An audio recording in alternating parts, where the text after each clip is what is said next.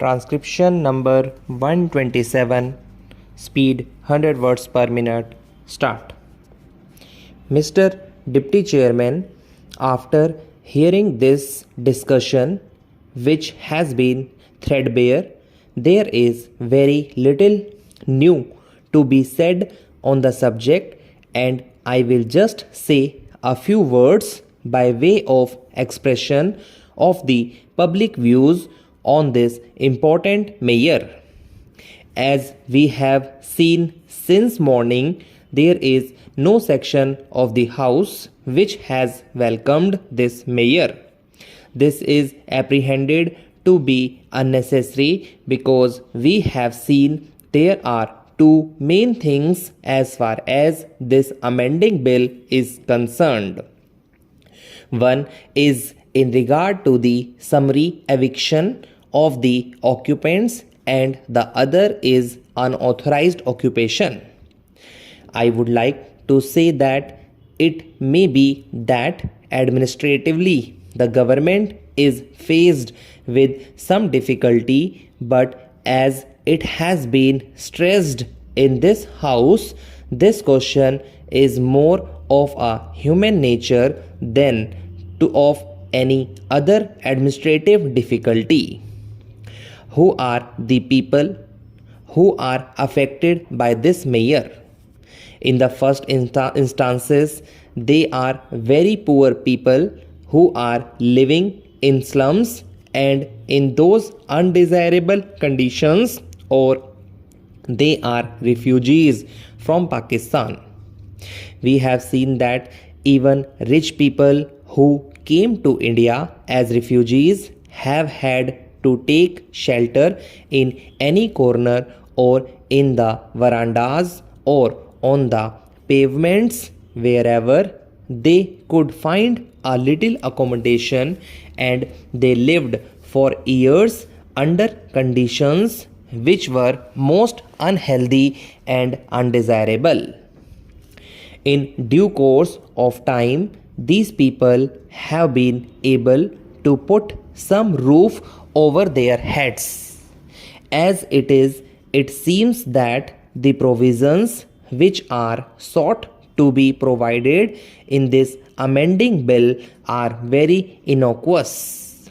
But in view of the fact that it will affect mainly the poor people and refugees, naturally it becomes a human problem, and the legislators have to be very careful before they give their assent, because they have to deal with the public directly. And therefore, whatever comes before the House, they have to see from the public point of view. I would submit that ordinarily there would be no difficulty in giving assent to this bill. Firstly, even when they occupied the premises, they had to face real harassment at the hands of the municipalities and also the Improvement Trust and others. Now they have got some shelter over their heads, if they are to be removed from there, they have to be treated very kindly. I dare say just now the Honorable Health Minister in a very sympathetic way explained the real position, and I am sure the conditions would be as she has promised them to be. But even then, we will have to take the extreme cases and see that these unfortunate people who were at one time middle class people or even rich people and are today refugees do not have to run from pillar to post for even a little space and a little shelter over their heads.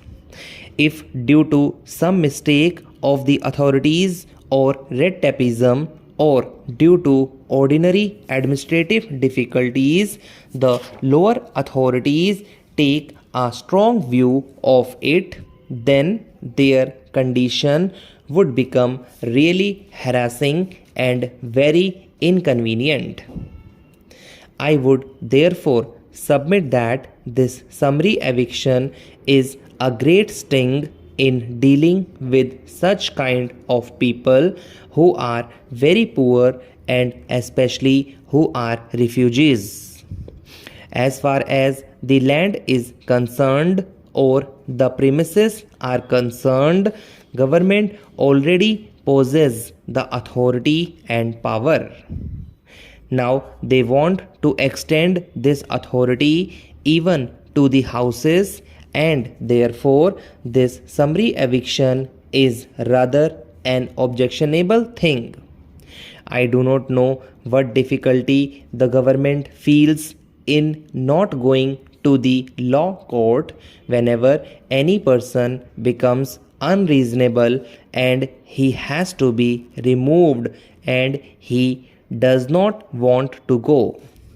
More than one honorable member has on the floor of the house stressed this point, and I will submit that the sting will be taken out of this whole bill if the summary eviction provision is removed.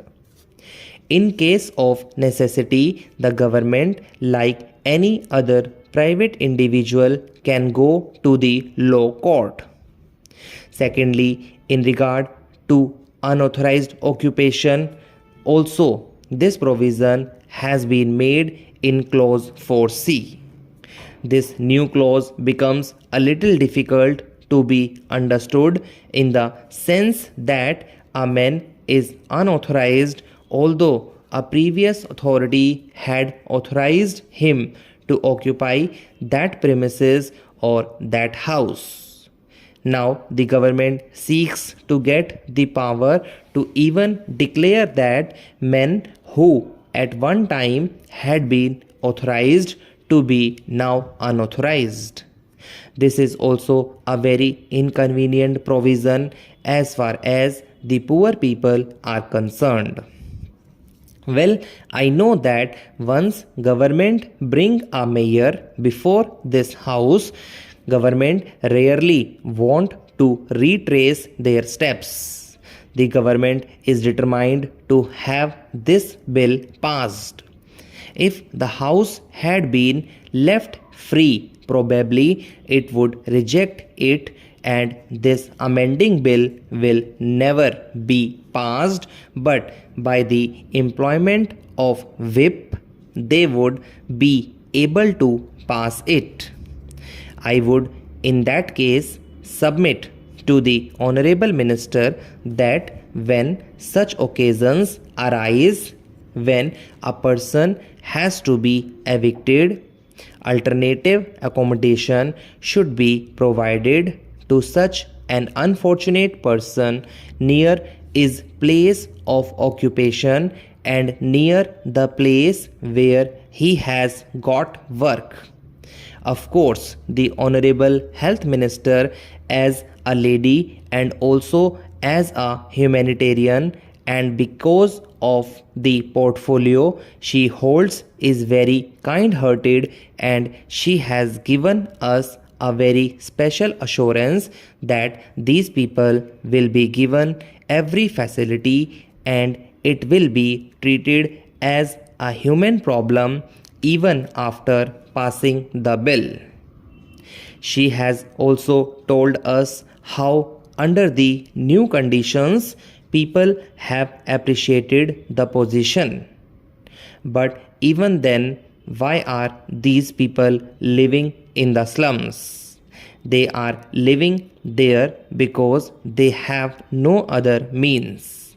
The Honorable Health Minister just now told us that they have been given accommodation in a better place where ordinarily they would have to pay rupees 12. Now they are charged only rupees 6 or half the rate for such poor people.